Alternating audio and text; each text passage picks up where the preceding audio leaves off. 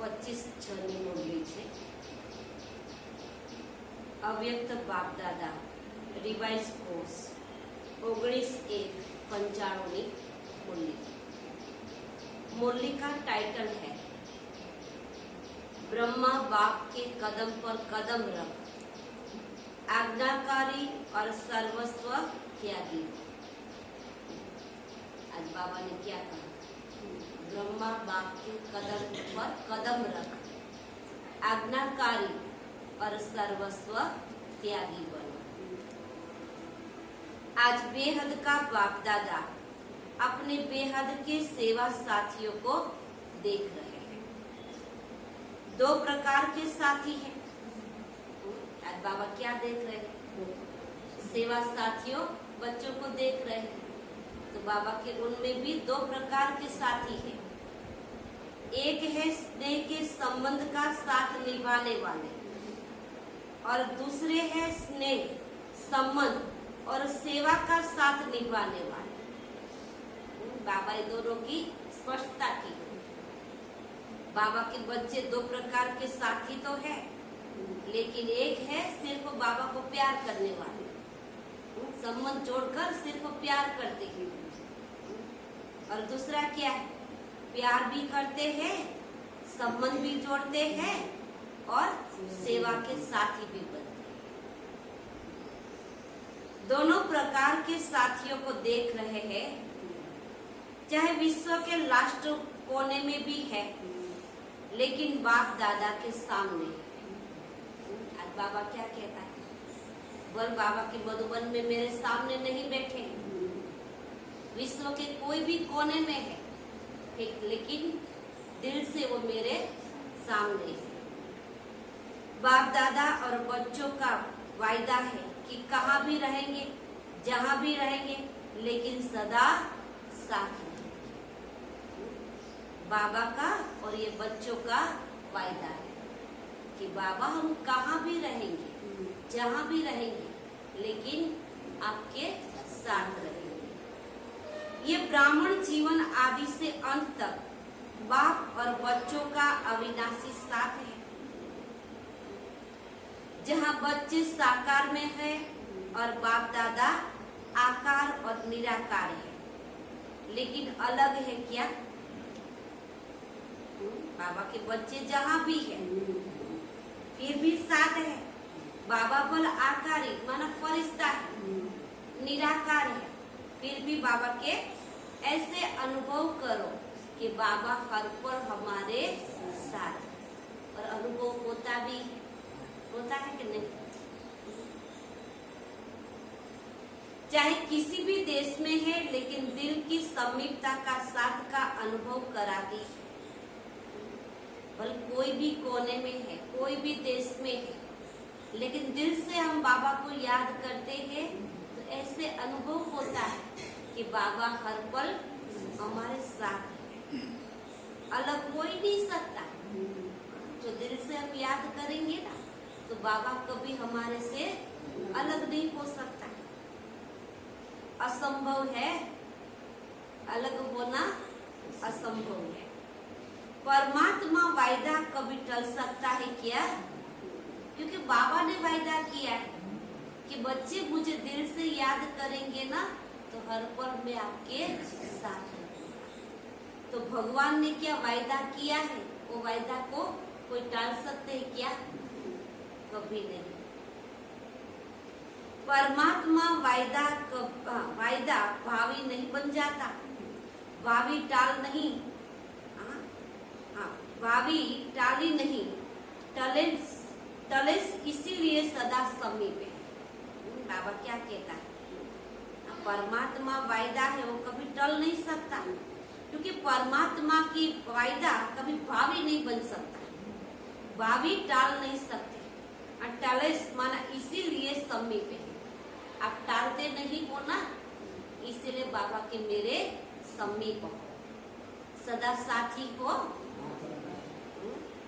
और साथी बन हाथ में हाथ और साथ लेते हुए इतने मौज से चल रहे हो.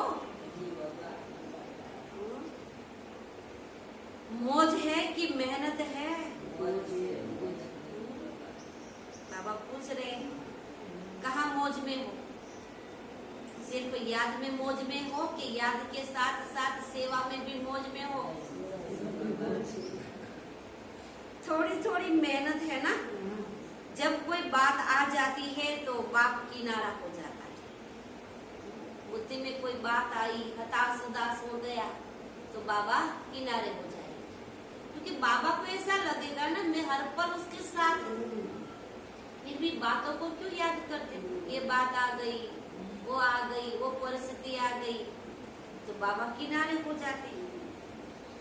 कोई बात को नहीं लाओ तो बाप नहीं जाएगा, बाबा वायदा करता है। कोई भी बात आ जाए लेकिन बात को बुद्धि में नहीं रखना। अगर बात को दिल में या बुद्धि में रखेंगे तो बाबा किनारे हो जाएंगे। ये भी इंसल्ट लगता है ना परमात्मा को कि मैं हर पल साथ निभाने के लिए तैयार हूँ, फिर भी बातों को पकड़कर बैठ गए। बात को किनारे करो, जैसे बीच में कोई पर्दा आ जाए तो पर्दा आने से किनारा हो जाता है। तो यह बात रूपी पर्दा बीच बीच में आ जाता है, लेकिन जाने वाला कौन, लेकिन ले जाने वाला कौन? पर्दे का काम है आना और आपका काम क्या है? पर्दे को हटाना। बीच में पर्दा आया ही क्यों? कई बार देहभान का पर्दा आ जाता है, कई बार परिस्थिति का पर्दा आ जाता है, कई बार व्यर्थ संकल्प का पर्दा आ जाता है, कई बार संशय बुद्धि का पर्दा आ जाता है। बीच में पर्दा आया तो बाप से अलग हो गए, तो हटा दो ना बाबा, थोड़ा मौज लेना चाहिए। बाप दादा देखते हैं बच्चे कभी कभी बातों में बड़े मजे लेते हैं। कोई बात आ जाती है ना तो बाबा को भी भूल जाते हैं और बातों में इतने मजे लेते हैं, रोने लग पड़ेंगे, किसी को बात करने लग पड़ेंगे। अरे कोई हमारा दुख दूर करने वाला नहीं है, अनुभव तो है सबको, फिर भी क्या कहते हैं, थोड़ा किसी को बता दे ना तो थोड़ा मन से हल्के हो जाए। फिर भी बोलते हैं लेकिन करते क्या है? यही सच है, करते क्या है? अरे बाप को बताओ ना, यही पॉइंट बुद्धि में रखो कि बाबा ने कई मौल्यों में कहा है बच्चे कुछ भी हो जाए बाबा के कमरे में बैठ जाए और दिल की बातें करो, बाबा सुनता है नहीं। ये अनुभव, हम किसके पास जाएंगे? बातें तो सबके पास आती है ना, आपके पास तो बहुत कम आती है, हमारे पास तो बहुत आती है। हम किसके पास जाते हैं? बाबा के सामने बैठ जाते, रिलैक्स हो जाते, पता ही नहीं चलता बात कहाँ चली गई। आबू में रहना, आबू में तो देखो अभी थोड़ी सी संख्या ज्यादा है तो पानी की मुसीबत हो गई ना। तो साकार में साथ रहना नहीं, लेकिन दिल से साथ निभाना। अगर दिल से साथ नहीं निभाते तो मधुबन में होते हुए भी दूर हो। बाबा क्या कहते हैं? जिससे प्यार होता है तो प्यार की निशानी क्या है? साथ रहना। साथ रहने का मतलब क्या है? ऐसे नहीं हम आबू में रहेंगे तो बाबा के साथ रहेंगे, बाबा के कदम आबू में रहेंगे और दिल से दूर है तो सामने होते हुए भी दूर है। अगर कभी दूर है, कोई भी कोने में है और दिल से बाबा से नजदीक है तो सामने है। तो साथ निभाते हो ना, मधुबन में होते हुए भी कई दूर हो जाते और लास्ट देश पे रहते भी दिल के समीप है तो साथ है। इसीलिए बाप दादा को दिलाराम कहते हैं। बाप दादा को दिलाराम कहते हैं, शरीर का राम नहीं कहते। बाप दादा को क्या कहते? दिलाराम, दिल को जानने वाला, दिल लेने वाला, इसीलिए दिलाराम कहते हैं। बाबा के शरीर का राम नहीं कहते। तो दिल बाप में है ना बाप के दिल में आपका दिल है और आपके दिल में बाप का दिल है। तो दिल जाने इस रूहानी साथ को, इसका एहसास करो। अगर दिल से बाबा को याद करेंगे ना तो दिलाराम हर पल हमारे सामने। अनुभवी तो हो ना कि यहाँ से जाएंगे तो कहेंगे दूर हो गए, नहीं, सदा साथ निभाना। ये कोई भी बात, ये कोई भी आत्मा से नहीं साथ निभा सकती। हम किसी को अपना सहारा समझ लेते हैं, कहाँ तक, कहाँ तक। शरीर छोड़कर जाते तो छोड़ देते हैं, लेकिन साकार में भी छोड़ देते हैं। अनुभवी है ना, जब ऐसी कोई बात आ जाती है, ऐसी कोई परिस्थिति आ जाती है तो क्या होता है, कोई साथ देने वाला नहीं है। एक ही परम आत्मा से साथ निभा सकता है, और यह परमात्मा साथ निभाने का भाग्य आप सभी बच्चों को है ना। बाबा पूछ रहे हैं। आज पूरे हॉल में सभी भाई बहने पट पर बैठे हुए हैं, क्योंकि ज्ञान सरोवर में मुरली चली थी ना। कई संडे की मुरली ज्ञान सरोवर का उद्घाटन था। तो तब बाबा आया था ना ओम शांति भवन में, तब बाबा ने मुरली चलाई। तो जगह बहुत कम थी तो सब लोगों को पट में बैठना पड़ा। सब पट में बैठे हो ना, बहुत अच्छी सीन लग रही है। बाप दादा को आज भी सभा का दृश्य देख करके यादगार याद आ रहा है। यादगार में रुद्र माला दिखाते हैं, उसमें सिर्फ फेस दिखाई देता है, शरीर नहीं दिखाई देता। जैसे इकट्ठे सब बैठे हो संगठन में तो क्या दिखाई देगा, सिर्फ बाबा के फेस ही दिखाई देगा, शरीर तो किसी का देखने में नहीं आएगा। तो यहाँ से भी सिर्फ फेस ही दिखाई दे रहे हैं, बाकी कुछ दिखाई नहीं देता। तो रुद्र माला का यादगार दिखाई दे रहा है। एक एक के पीछे एक एक बैठे हैं ना, तो शरीर तो छिप गया। इतनी भीड़ में बैठे होंगे नजदीक नजदीक तो क्या होगा, सिर्फ फेस ही दिखाई देगा, शरीर तो किसी का दिखाई नहीं देगा। फेस दिखाई दे रहा है ना, यह है स्नेह का प्रत्यक्ष रूप। ब्रह्मा बाप का सभी के स्नेह है, तब तो आए है ना। सभी बच्चों का ब्रह्मा बाप से स्नेह है, तभी तो बाबा आए। और कहलाते भी है कि सभी ब्रह्मा कुमार कुमारिया को, या शिव कुमार कुमारिया। कभी नहीं कहते हम शिव कुमार कुमारिया, क्या कहते हैं, ब्रह्मा कुमार कुमारिया। क्योंकि अगर ब्रह्मा बाबा नहीं होता तो शिव बाबा कैसे आते। तो कभी शिव कुमार कुमारी नहीं कहते, तो ब्रह्मा बाप से ज्यादा प्यार है ना।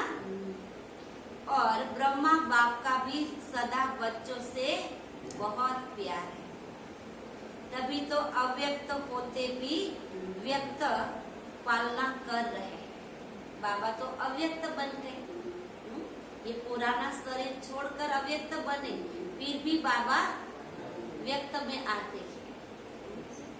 दादी के शरीर में आते थे ना, शिव बाबा की आत्मा और ब्रह्मा बाबा दोनों आते थे, इसलिए बाबा कहते हैं अव्यक्त होते भी अव्यक्त पालना कर रहे। अव्यक्त पालना मिल रही है ना, या आप कहेंगे हमने तो ब्रह्मा बाबा का अनुभव नहीं किया। ब्रह्मा कुमार कुमारी कहलाते हो तो क्या बिना बाप की पालना से पैदा हो गए? अगर ब्रह्मा बाप की पालना नहीं होती तो आज सिर्फ निराकार बाप की पालना से यज्ञ की रचना और यज्ञ की वृत्ति नहीं होती, क्योंकि सबसे बड़ा त्याग किसका? ब्रह्मा बाप। अगर ब्रह्मा बाप नहीं होता तो बाबा के यज्ञ की इतनी वृत्ति भी नहीं होती।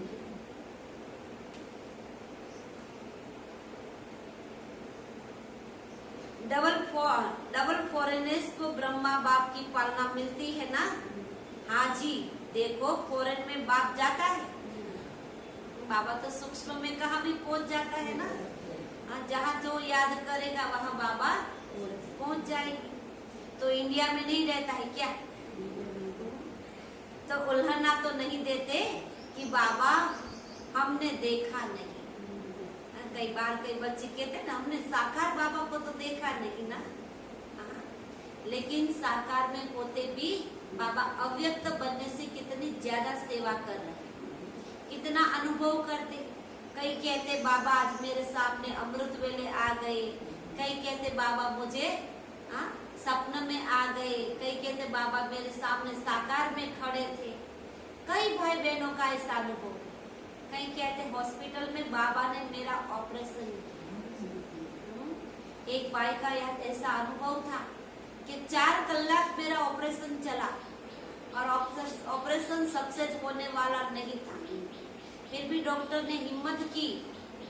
तो मैंने ऑपरेशन में और मेरे साथ जो ऑपरेशन करने में जो सिस्टर थी, उसने किसको देखा? डॉक्टर को नहीं देखा। वो सिस्टर सुना रही थी कि ऑपरेशन करने वाला कोई दादा था और दादा में इतनी लाइट थी, पता नहीं डॉक्टर तो कहाँ चला गया था। देखो आपका जैसा प्यार, जितना प्यार होगा बाबा पहुंच जाएगा। सदा मिलते, सदा देखते, सदा साथ। साकार शरीर में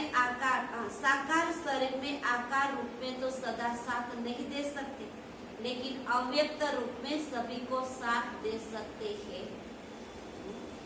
बाबा साकार रूप में तो सभी को साथ नहीं दे सकते। एक जगह पर जा सकते, दूसरी जगह पर तो नहीं जा सकेंगे ना। लेकिन बाबा अव्यक्त बने तो कहाँ भी जो बच्चा याद करेगा बाबा पहुंच जाएगा। जब चाहो मिलने के दरवाजे खुले हैं। बाबा कभी दरवाजा बंद करके नहीं बैठे। कोई नियम नहीं है बाबा के कि अभी आओ अभी नहीं आओ। अरे बच्चों के लिए तो बाबा के सदा दरवाजा खुला है। अव्यक्त वतन में नहीं कहेंगे कि अभी जगह नहीं है। अभी टाइम मिलने के दरवाजे खुले खुले। अभी तो बाबा के अभी टाइम नहीं है, नहीं कहेगी। देह के बंधन तो है नहीं, और अव्यक्त में न देह का बंधन है, न देह की दुनिया का कोई कायदा का बंधन है। मधुबन में जाते तो बंधन होता, तो इतनी संख्या को आना है, इतने ही हॉल में बैठ सकते हैं क्योंकि जगह नहीं है। लेकिन बाबा के मेरे पास वतन में आ जाओ, वहाँ कोई दरवाजा बंद नहीं, कोई प्रकार का बंधन नहीं। बाबा यहाँ तो कायदे रखना पड़ता है, यहाँ तो कायदा रखना पड़ता है। आगे बैठो पीछे बैठो। अभी भी समय प्रमाण बहुत बहुत भाग्यवान हो। फिर भी बैठने की जगह तो मिली, फिर तो खड़े रहने की भी जगह मुश्किल होंगी।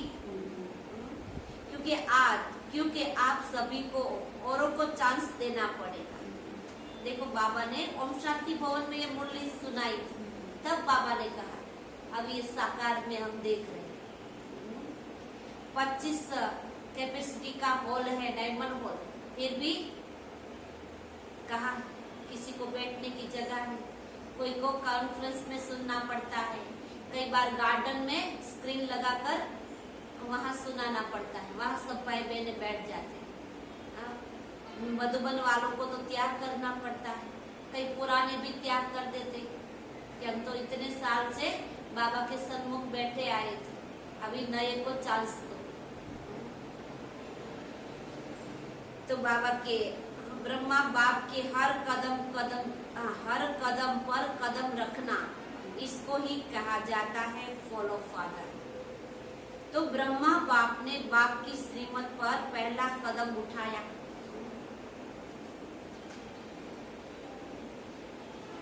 हाँ, ब्रह्मा बाप ने बाप की श्रीमत पर पहला कदम उठाया। पहला कदम क्या है? आज्ञाकारी बने। जो आज्ञा मिली उस आज्ञा को प्रत्यक्ष रूप में लाया। तो चेक करो कि आज्ञाकारी के पहले कदम में फॉलो फादर है।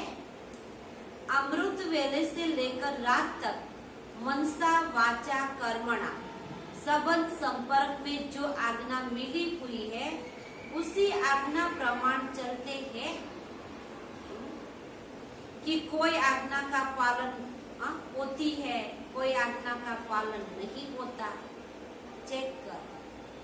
संकल्प में भी आज्ञा प्रमाण है कि कहीं मिक्स हो जाता है। अगर मिक्स है तो फुल आज्ञाकारी या अधूरे आज्ञाकारी, क्या कहेंगे? हर समय के संकल्प की आज्ञा स्पष्ट मिलती है ना। अमृत वेले क्या संकल्प करना है यह भी स्पष्ट है ना। तो फॉलो करते हो कि अभी परम धाम में चले जाते हो और कभी निद्रा लोक में चले जाते हो। बाबा के अमृत वेले क्या करते हो? परम धाम में चले जाते हो या निद्रा लोक में? हर कर्म में हर समय कदम पर कदम रखो। ब्रह्मा बाप का एक कदम और बच्चे का कदम दूसरा हो तो उसे आज्ञाकारी नहीं कहेंगे। चाहे परमार्थ में चाहे व्यवहार में, दोनों में जो जैसी आज्ञा है वैसे आज्ञा को पालन करना। इसकी परसेंटेज चेक कर, इसकी टकावारी चेंज कर कि हम बाबा की आज्ञा पर चलते हैं। चेक करना तो आता है ना। अगर खुद को चेक करना ही नहीं आता तो चेंज कैसे होगी? तो पहला कदम है आज्ञाकारी बने। इसके लिए आज्ञाकारी को सदा बाप की दुआ स्वतः मिलती है। आज बाबा ने क्या कहा? जो आज्ञाकारी बच्चे हैं ना उसको बाबा की दुआ स्वतः मिलती है। दुआ कभी मांगी नहीं जाती। कई कहते हैं ना हमारे पर हाथ रख दो, हमको इतनी अच्छी दृष्टि दे दो। दुआ लेने के लिए तो काबिल बनना पड़ेगा। स्वतः मिलती है और साथ साथ ब्राह्मण परिवार की भी दुआएं। तो चेक करो, जो भी संकल्प किया, चाहे स्व प्रति, चाहे सेवा के प्रति, चाहे स्थूल कर्म के प्रति या अन्य आत्मा के प्रति, उसमें सबकी दुआएं मिले। बाबा की तो दुआ मिलती है, बाबा के आज्ञाकारी बनेंगे ना, पर लेकिन ब्राह्मण परिवार की भी दुआ मिली। खरेखर दुआ ऐसा खजाना है, उसको पुरुषार्थ करने की भी जरूरत नहीं पड़ेगी। दुआ इस सबसे बड़ा खजाना है। बाबा ने 1 साल मुरली चलाई थी, पूरी मुरली चलाई थी, दुआ दो और दुआ लो। क्योंकि आज्ञाकारी बनने से सर्व की दुआएं मिलती। हम आज्ञा का पालन करेंगे तो अपने आप दुआएं मिलेंगी। और यदि दुआएं मिल रही है तो उसकी निशानी क्या है? अगर किसी की दुआएं या भगवान की दुआएं मिल रही है तो बाबा की उसकी निशानी क्या है? खुश। क्या है निशानी? पता है? उसकी निशानी है दुआओं के प्रभाव से दिल सदा संतुष्ट रहेगी। सदा संतुष्टता, मन संतुष्ट रहेगा। बाहर की संतुष्टता नहीं, बाहर की संतुष्टता नहीं, अंदर से संतुष्ट। लेकिन मन की संतुष्टता, और मन की संतुष्टता यथार्थ है या मियाँ मिठू समझते हो? मियाँ मिठू माना कहते हैं इंग्लिश में, उसको क्या कहते हैं? I am something. मुझे तो मैं तो बस संतुष्ट हूँ ना। बाबा के नहीं, दिल से अपने को स्वीकार। मियाँ मिठू समझते हो क्या? इसकी निशानी क्या है? अगर यथार्थ रीति से यथार्थ आज्ञाकारी है तो दुआएं है, तो सदा स्वयं और सर्व डबल लाइट रहेंगे। अगर बाबा की यथार्थ रीति से यथार्थ आज्ञाकारी है तो दुआएं है, तो सदा स्वयं और सर्व डबल लाइट रहेंगे, हल्के रहेंगे, बिल्कुल मन से बिल्कुल हल्के। अगर डबल लाइट नहीं रहते तो समझो मन की संतुष्टता नहीं है। बाप की व परिवार की दुआएं भी मिल रही है ना, परिवार की भी दुआएं आवश्यक है, ये परिवार की दुआएं भी आवश्यक है। ऐसे नहीं समझो कि बाप से हमारा कनेक्शन है, बाप की तो दुआएं है, परिवार से नहीं बनता, कोई हर्जा नहीं। कहीं ऐसे सोचते हैं ना, अरे बाप की तो दुआएं है ना हमारे पास, परिवार से तो हमारी कुछ बनती नहीं, अगर परिवार की दुआएं नहीं है तो कोई हर्जा नहीं। बाबा के नहीं, पहले भी सुनाया कि माला में सिर्फ युगल दाना नहीं है, उससे माला नहीं बनती, माला में तो आना ही है ना। इसीलिए पूरा लक्ष्य रखो कि हर एक आत्मा मुझे देखकर खुश हो जाए। कैसे खुश हो जाए? हम ऐसा कर्म करके दिखाएंगे,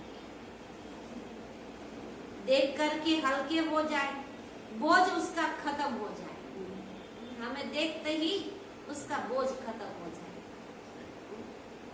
तो दिल की संतुष्टता, आज्ञाकारियों की दुआएं स्वयं को भी लाइट और दूसरों को भी लाइट बनाएंगे। इससे समझो कि आज्ञाकारी कहाँ तक है। जैसे ब्रह्मा बाप को देखा हर छोटा बड़ा संतुष्ट होकर खुशी में नाचता था, साकार में भी बाबा के साथ कितने बच्चे थे? 400 बच्चे थे। सब किसी ने ऐसे नहीं कहा कि बाबा उसका, सबने क्या अनुभव कहा? छोटे बच्चे से युवा और वृद्धों ने सबने कहा ये हमारा बाबा। 400 बच्चों की पालना करना कितना डिफिकल्ट है, और मम्मा बाबा इतनी पालना करते थे कि आज भी वो जिसने साकार का अनुभव किया ना, वो आज भी उसकी आंखें भर जाती है। कैसे तो लौकिक माँ बाप भी हमारी पालना नहीं कर सकते, राजा महाराजा भी हमारी पालना ऐसे नहीं कर सकते। इसी तरह से मम्मा ने और बाबा ने पालना की। बाबा कई बार माताओं को सिर दर्द होता था ना, तो बाबा खुद उठकर इतने वृद्ध होकर भी माताओं के पांव भी दबाते थे, सिर भी दबाते थे। मेरी बच्ची को ऐसे हुआ। देखो यही है बाप का प्यार। बाप बनना और माँ बनना ऐसे नहीं बन जाते हैं। खुशी में नाचता था, नाचने के टाइम तो हल्के होंगे ना, तभी तो नाचेंगे ना। चाहे कोई मोटा है लेकिन मन से हल्का है तो भी नाचता है। दुनिया में भी है ना, शरीर से भले कोई मोटा है, मन से भी कोई मोटा है, बोझ वाला है मन से भी, लेकिन कोई संगीत बजता हो और खुशी का माहौल हो तो सबको क्या लगता है? नाचने लग जाते हैं ना।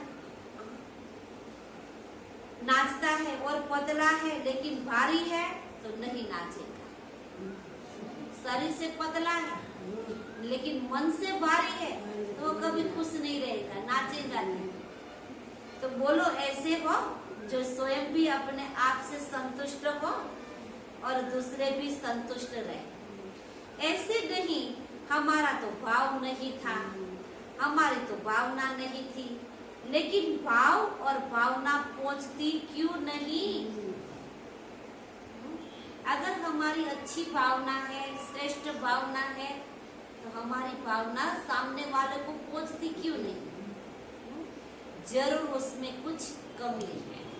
हम तो सिर्फ बोलते थे ना, हमारी भावना ऐसी नहीं थी, मेरा भाव ऐसा नहीं था। बाबा के नहीं।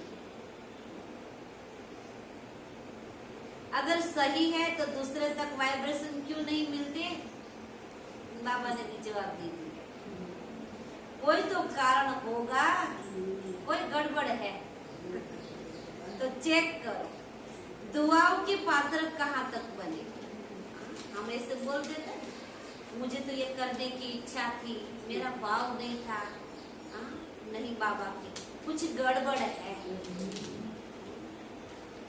जितना अभी बाप और ब्राह्मण आत्माओं की दुआओं के पात्र बनेंगे, उतना ही राज्य के पात्र बनेंगे। अगर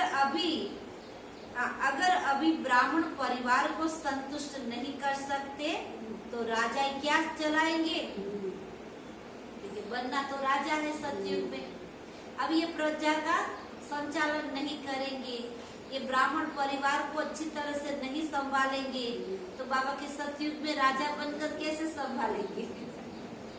क्योंकि ये संस्कार तो अभी डालने हैं ना। राज्य को क्या संतुष्ट कर सकेंगे? क्योंकि ब्राह्मण आत्माएं आपकी रॉयल फैमिली बने तो जो फैमिली को संतुष्ट नहीं कर सकते तो वो प्रजा को क्या करेंगे? ये ब्राह्मण परिवार तो हमारी सतयुग की फैमिली है, यहाँ भी फैमिली है, तो बाबा की फैमिली को आप संतुष्ट नहीं कर सकेंगे तो सतयुग में बाबा के ये प्रजा को भी क्या संतुष्ट करेंगे? संस्कार तो यहाँ भरना है कि वहां योग करके भरेंगे। बाबा पूछ रहे, ये संस्कार यहाँ भरना है या सतयुग में जाकर योग करेंगे और संस्कार भरेंगे?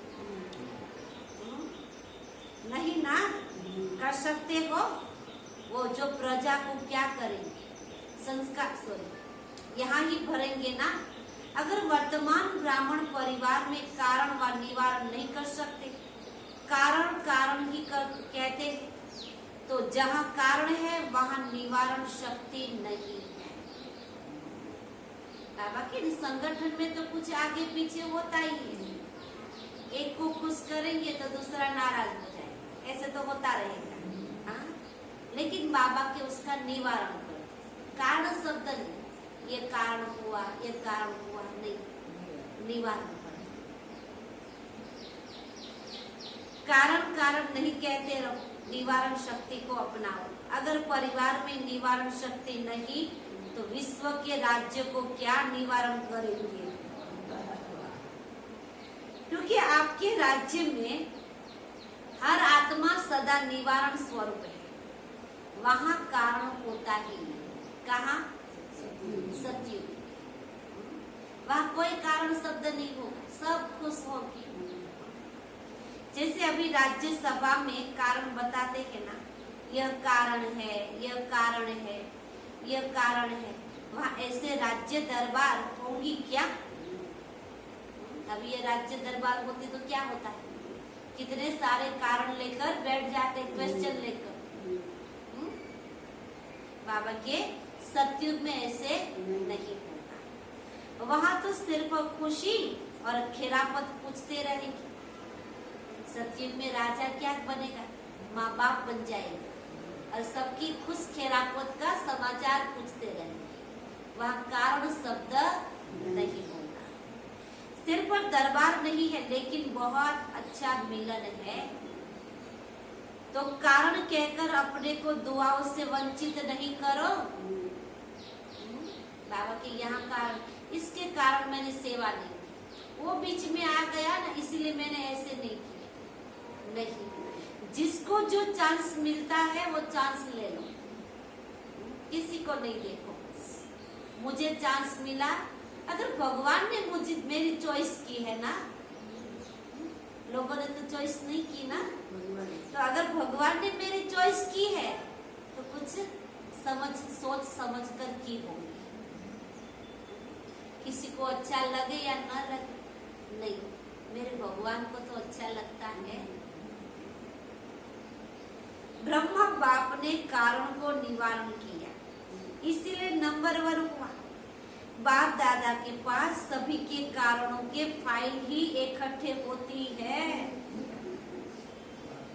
सभी की फाइल है ना, कितनी फाइल है बाबा के सामने पड़ी है, किसी ने लिखा बाबा ये कारण है इसलिए योग नहीं लगता, किसी ने लिखा बाबा ये कारण है इसलिए बोलने सुनने के लिए नहीं आते, ये कारण है इसलिए सेवा नहीं करते। कितनी बाबा के कारणों की फायदे है। अगर बाबा के बच्चे बनकर कारणों में फंस जाएंगे तो निवारण कब करें? बाप दादा के पास तो बहुत फाइलें इकट्ठा है, किसका छोटा फाइल किसका बड़ा फाइल। अभी भी फाइलें रखनी है क्या? बाबा पूछ रहे अभी फाइल रखनी है क्या? फाइल बढ़ाते रहेंगे या फाइनल हो जाएंगे? फाइलों पर फाइल बढ़ाते रहेंगे या खुद को फाइनल बना? No question. बाबा मिला खुशियां ही खुशी। तो आज से फाइल खत्म नहीं, प्रश्न करेंगे नहीं करेंगे। कुछ भी परिस्थिति आएगी तो बाबा क्या करूं, ऐसे हो गया। बाबा की फाइल खत्म, फिर दूसरा नया फाइल तो नहीं बनेगा ना। अगर नया फाइल रखा तो अगर नया फाइल रखा तो फाइन पड़ेगा। अगर नया फाइल रखा तो फाइन पड़ेगा। सोच लो, बोलो, खत्म करो, फाइनल करो। सोच लो, बाबा की बोलो और खत्म करो। थोड़ा दिन रखेंगे क्या? फाइल को थोड़ा दिन रखेंगे? शिवरात्रि तक रखेंगे क्या? जो समझते हैं शिवरात्रि तक थोड़ी मार्जिन मिलनी चाहिए, तब तक पुरुषार्थ करके फाइनल हो जाएगी। वह हाथ उठाओ। बाबा के कोई बच्चे ऐसे सोचते हैं कि बाबा शिवरात्रि तक हमको समय दो, हम फाइनल बन जाएंगे, तो बाबा के हाथ उठाओ। समय चाहिए किसी को? अगर समय बाबा के पास मांगा और बाबा ने दे भी दिया, हमारा शरीर छूट गया तो हम फाइनल तो बनेंगे। हाथ उठाओ बाबा की। अच्छा है, हिम्मत रखना भी अच्छी बात है, लेकिन सिर्फ अभी हिम्मत नहीं रखना। ऐसे तो नहीं, बाप दादा के सामने थे तो हिम्मत थी, नीचे उतरे तो थोड़ी हिम्मत कम हो गई।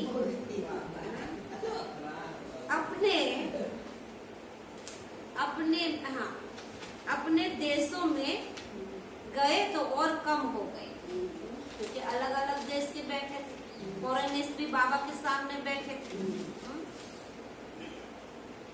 कोई बात आ गई तो भी कम हो गई, ऐसे तो नहीं कहेंगे।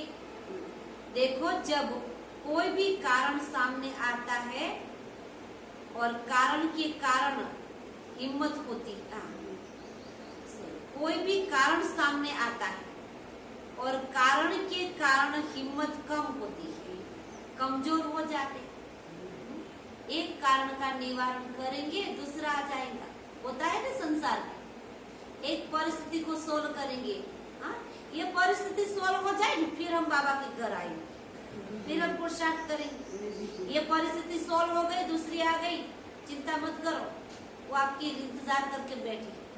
उसको भी पता है ये कायर है, वो कभी बाबा के सामने जाने वाला नहीं। जिसको भगवान के पर निश्चय है ना, वो कभी परिस्थिति को नहीं दे। आप क्यों परिस्थिति को सेट करते? बाबा बैठा है ना, वो सेट कर देगा। लेकिन हम भगवान के पर निश्चय नहीं, हम तो ऐसे सोचते अगर बाबा ने सेट नहीं किया तो चलो ना मैं कर लूं, तो बाबा हट जाए। याद रखना, कमजोरी आती है और जब वो बात समाप्त हो जाती है तो अपने ऊपर शर्म आती है,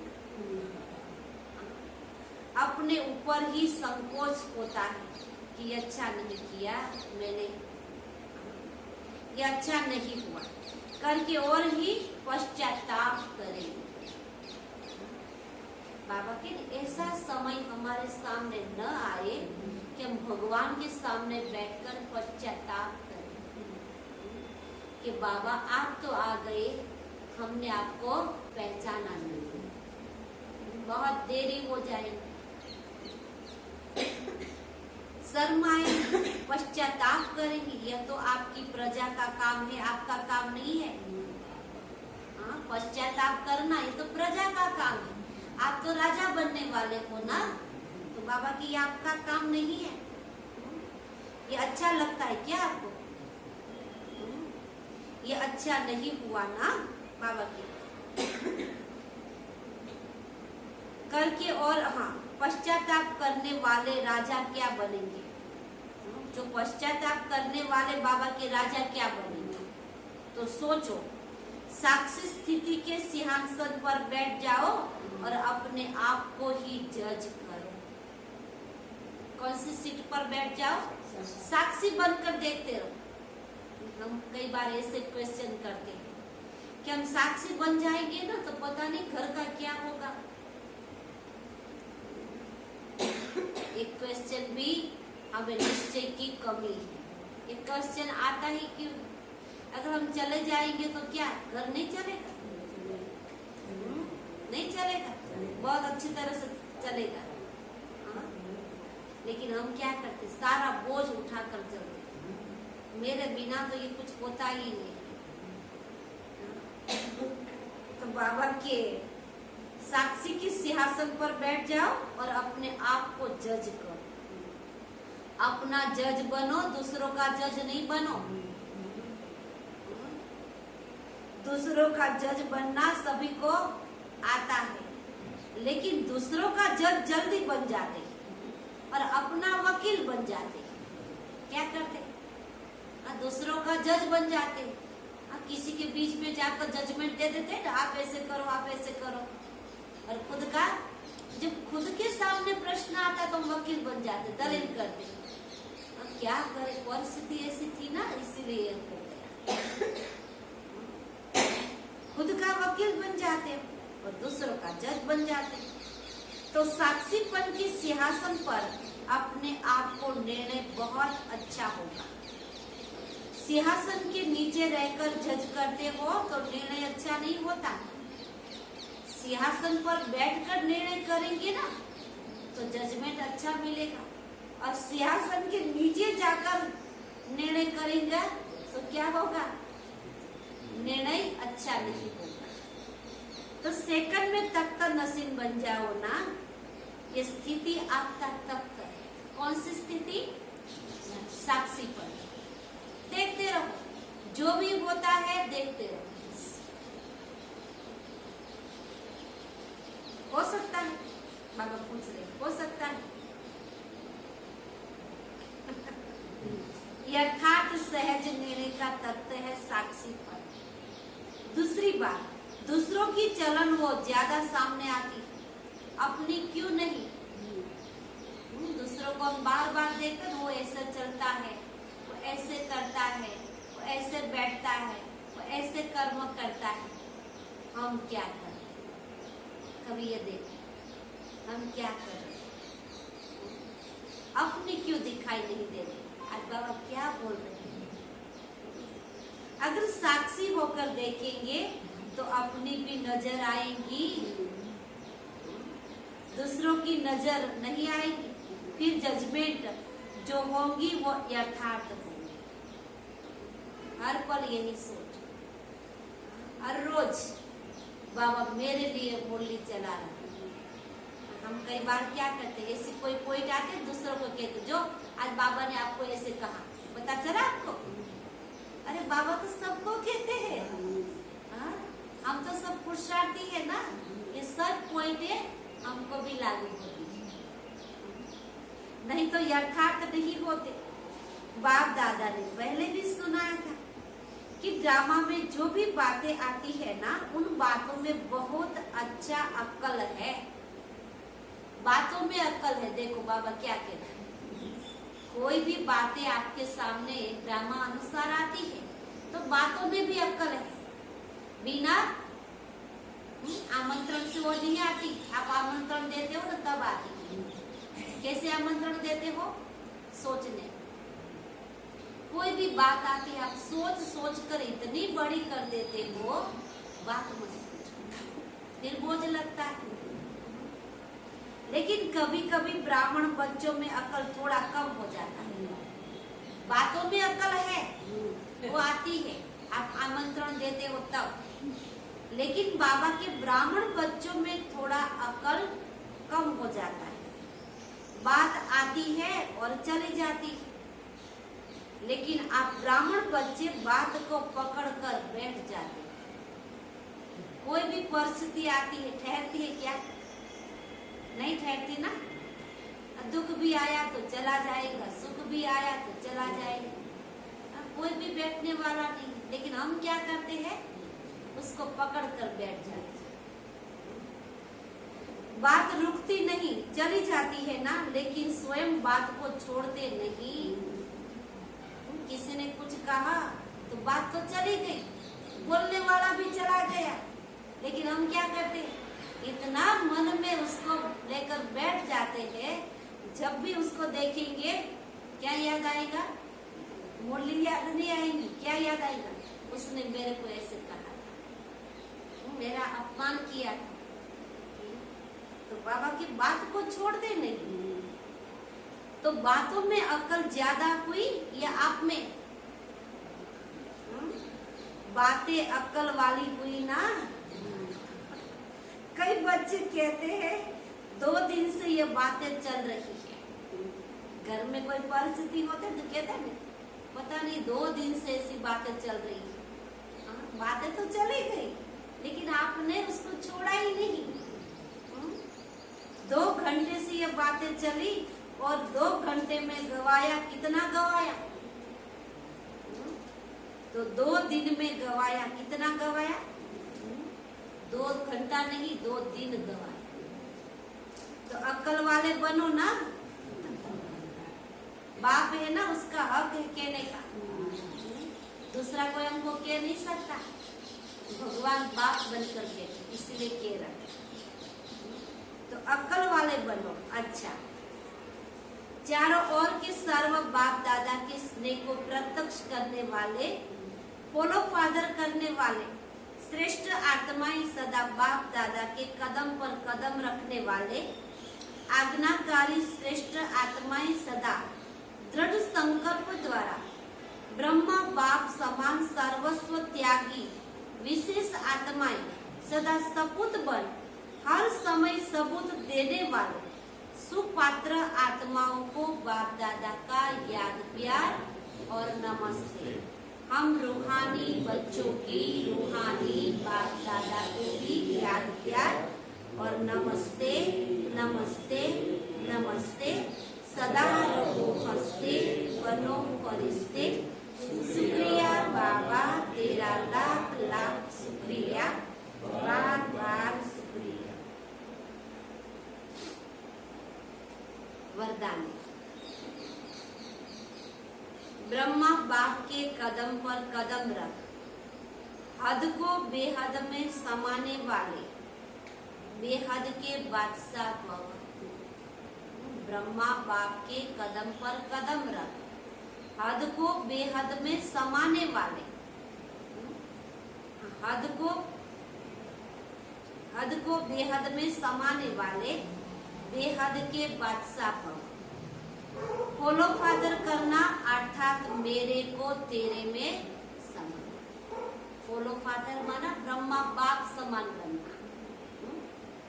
जैसे बाबा भी साकार में थे ना, वो भी बचने वाला था, उसका भी परिवार था, उसको भी बच्चे थे ना, तो बाबा के फिर भी बाबा निमित्त बनकर, ट्रस्टी बनकर सबको संभाला। तो हम भी उसके कदम पर कदम रख के चलेंगे तो बाबा की क्या होगा? हम बेहद में चले जाएंगे। हद को बेहद में जाना। अब इस कदम पर कदम रखने की आवश्यकता है। सबके संकल्प, बोल और सेवा की विधि बेहद की अनुभव हो।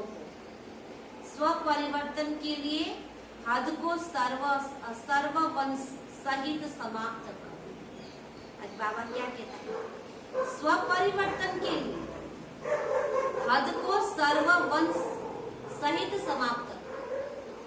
જે હદના જે પણ આપણી सूक्ष्मમાં कमी कमजोरी છે, अंश वंश है, उसको भी बाबा के समाप्त करो. जिसको भी देखो वह जो भी आपको देखे बेहद के बादशाह का नशा अनुभव हो, सेवा भी हो, सेंटर भी हो, लेकिन हद का नाम निशान, हाँ, सेंटर भी हो लेकिन हद का नाम निशान न हो. भला आप सेवा भी करो, सेंटर भी संभालो बाबा के, लेकिन हद का कोई नाम निशान न हो. तब विश्व के राज्य का तख्त प्राप्त हो सकता है. स्लोगन: अपने ख्यालात आलिशान बना लो तो छोटी छोटी बातों में टाइम वेस्ट नहीं जाएगा. अपने ख्यालात बाबा के आलिशान बना लो तो छोटी छोटी बातों में टाइम वेस्ट नहीं जाए. अच्छा, ओम शांति. आज का स्वमान है: मैं विश्व कल्याणकारी हूँ. मैं विश्व कल्याणकारी